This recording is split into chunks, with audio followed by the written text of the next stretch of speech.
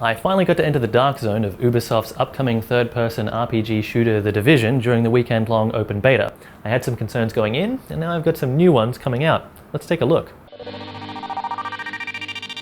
Foster, we need support on the stairs. Martinez, move up on the flank. Go, go, go!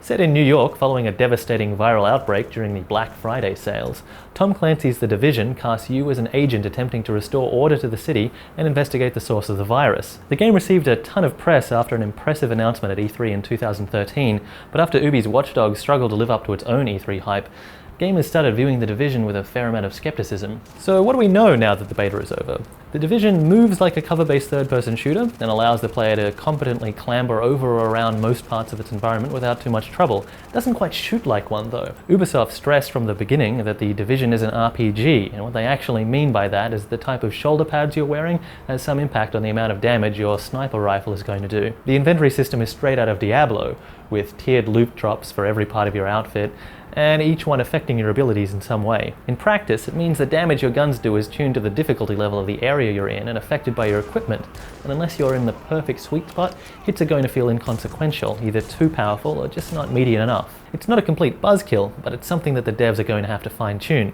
The ravaged and neglected streets of New York provided a fun playground, and the abandoned cars and garbage gave me the cover I needed to pull off some cool ambushes. The player's unlockable skills like riot shields, placeable turrets, and sticky bombs are designed to interact with the environment and create interesting and tactical options for the player and their squad. The 2 missions we had access to were well-paced, and the shooting was broken up with some basic point defense and boss battles. It wasn't revolutionary, but it worked, and it was fun.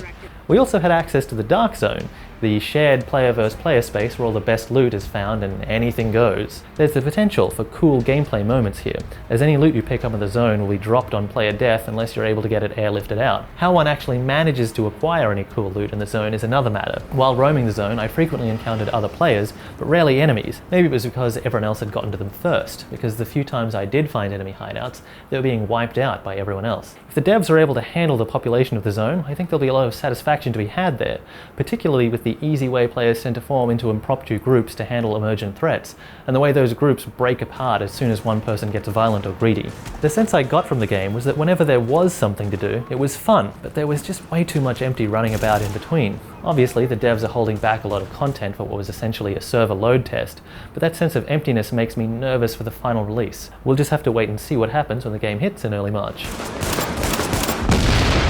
Dispatch, situation outside is now under control.